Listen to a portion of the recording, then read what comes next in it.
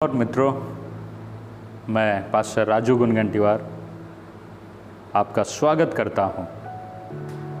मैं विश्वास करता हूं कि इन दिनों में जिस परिस्थिति से हम लोग गुजर रहे हैं, परमेश्वर ने हम लोगों को संभाल के रखा है।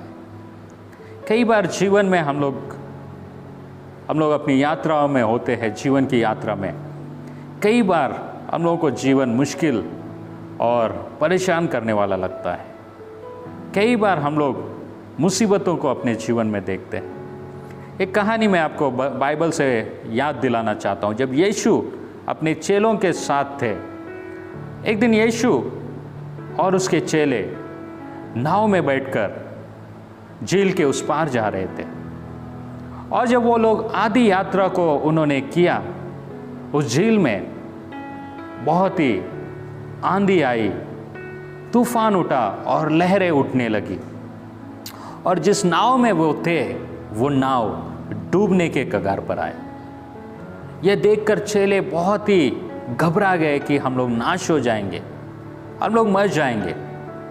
और चेले यीशु के पास जाकर यीशु को जगाकर कहने लगे, हे प्रभु बचा, हम लोग नाश हुए जाते हैं। यीशु उठा और आंधी और तूफान को उसने डांटा और आंधी और तूफान शांत हो गए और पूरा वातावरण शांत हो गया।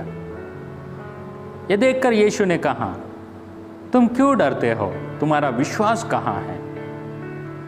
यह देखकर चेले लोग अचंभित होकर कहने लगे, यह व्यक्ति कौन है जो आंधी और तूफान को डांटता है और वो भी उसकी बातों को सुनता है?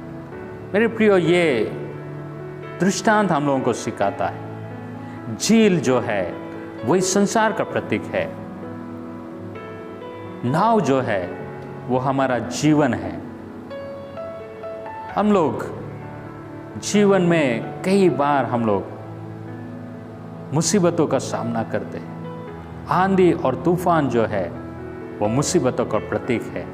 इस संसार में जब हम लोग रहते हैं, हम लोगों को नाना प्रकार के दुख मुसीबतों का सामना करना पड़ता है। कई बार हम लोगों को लगता है कि हमारा जीवन जो है वो सरल बने।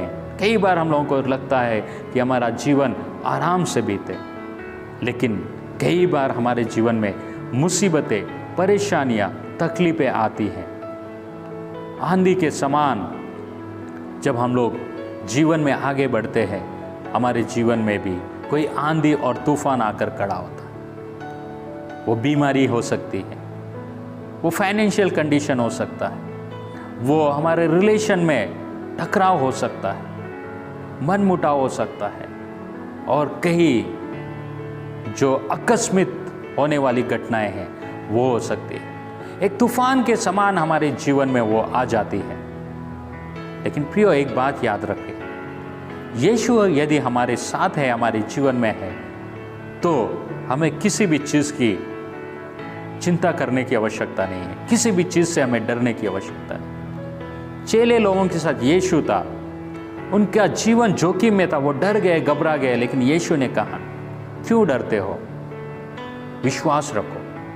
कई बार हम समस्याओं को देखकर डर जाते हैं, कई बार हम मुसीबतों को देखकर डर जाते हैं, कई बार हमको भी लगता है कि इन मुसीबतों में हम नाश हो जाएंगे, इस बीमारी से हम लोग मर जाएंगे, ये आर्थिक तंगी हमारे जीवन को बर्बाद करेगी, ये परेशानियां हम लोगों के जीवन को नाश करेगी, ये मुसीबतें हमारे जीवन में बहुत सारे कठिनाइयों को लेके आएगी, और ये बातें हमारे जीवन को बहुत ही व्याकुल करती है। लेकिन मेरे प्रियो, मैं आपको उत्साहित करना चाहता हूँ, यदि यीशु आपके साथ है, यीशु आपके नाव में है, यीशु आपके जीवन में है, सारी सृष्टि उसके कंट्रोल में है, सारा वातावरण उसके कंट्रोल में है।